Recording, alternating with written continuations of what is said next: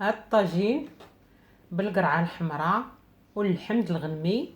دابا ان شاء الله مناسبه ديال عيد الاضحى قريبه، نوجدوه نحضروه للروسنا والضياف، ولا كيجي مختلف لا في المذاق ولا في الشكل. راه كتجي هاد القرعه رائعه وكتجي كتعلك، وحتى اللحم على حساب العطريه اللي درت فيه راه كيجي في المذاق مخالف. كنديرو طواجن بالبرقوق، ولكن هذا في التحضير ديالو حتى هو زوين. صدقوني غير ديروه في هذا العيد.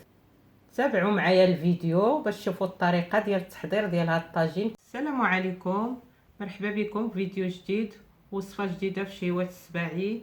كنتمنى هذا الفيديو يلقاكم بخير وعلى خير. التحضير اليوم بغيت نحضر اللحم ديال الغنمي بالقرعه، القرعه الحمراء. غادي تشوفوا طريقتي في التحضير ديالو. غادي نبدا على بركه الله. غنبدا باللحم ديال الغنمي. عندي انا هاد الطراف، ولكن اي سيده بغات تحضروا باي مرصويات ديال اللحم عندها تيجي زوين.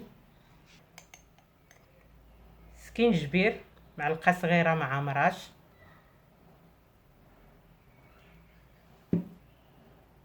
قزبور اليابس معلقه صغيره مع مراش،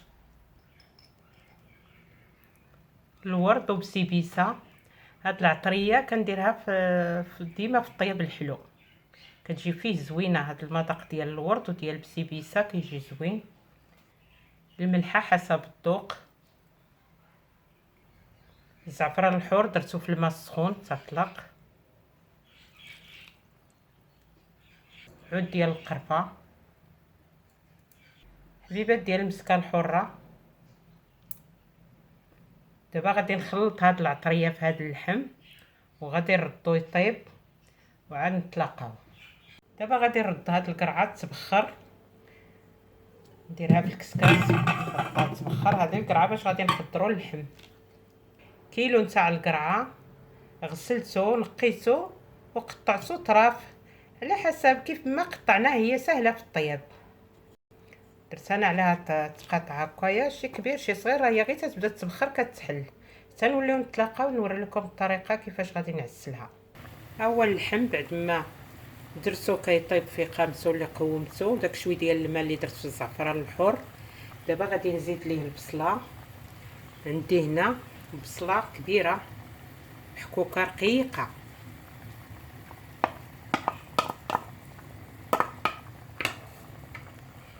قليل من الخرقوم ما درتوش في الاول، درتو دابا مع البصله.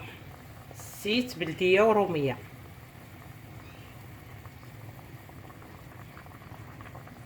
غادي نحركو اللحم ديالنا حتى تدخل فيه هاد البصله مزيان، وغادي نخليه كيطيب حتى يطيب مزيان. وغادي نزيد ليه شويه ديال العسل.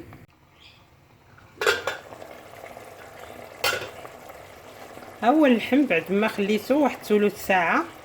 دابا ها هو طاب. غادي نزيد ليه معلقه صغيره ديال العسل، خصو يتعسل شويه.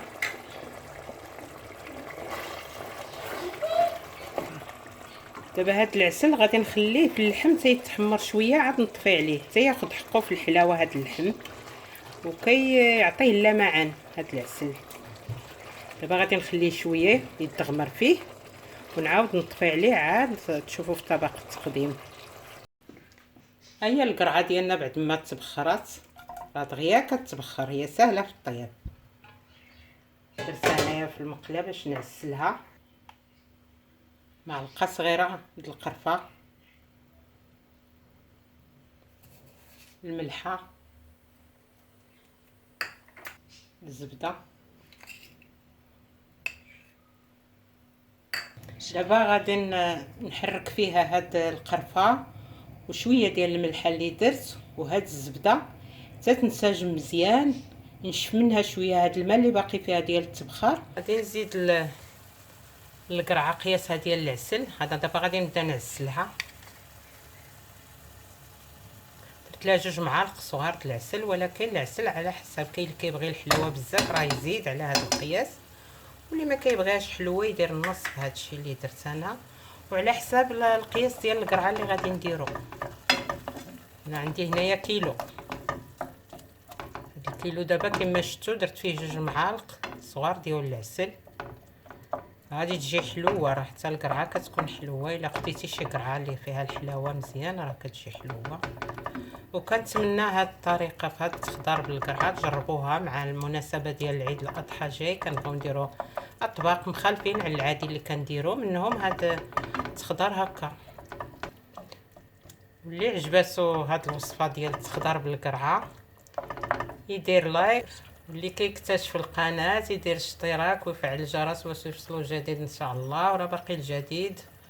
وكنتمنى هاد الطبق يلقاكم بخير وعلى خير. وغيبت عليكم بزاف لشي ظروف، دابا عاد ان شاء الله غادي نبدا ثاني صوب شهيوات القناه. غادي نبقى هكا على هاد القرعه حتى تشحر ونوليو نتلاقاو ان شاء الله. ها هي القرعه وجدات بعد ما تعسلات. دابا غادي نزيد لها واحد 3 المعالق كبار ديال اللوز مسلوق ومقلي ومطحون حرش ماشي مدعوق.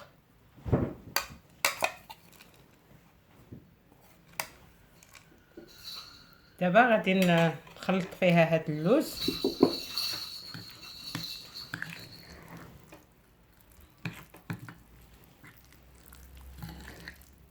هيا القرعه بعد ما خلطت فيها اللوز كما شفتوا 3 المعالق د اللوز خلطتو فيها مزيان وشكلتها كويرات هكا، ولكن على حساب كل واحد كيفاش كيشكلها. انا شكلتها هكا كويرات.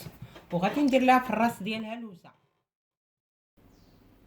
ها هو الطاجين اليوم بالطياب ديال القرعه الحمراء كما شفتوا.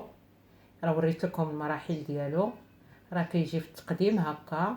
واللي عجبو يدير جيم، واللي عاد اكتشف القناه يدير اشتراك ويفعل الجرس باش يوصلوا الجديد. وكنتمنى تعجبكم الطريقه في هذا التحضير ديال هذا الطاجين. وبالصحه والراحه الى فيديو مقبل ان شاء الله.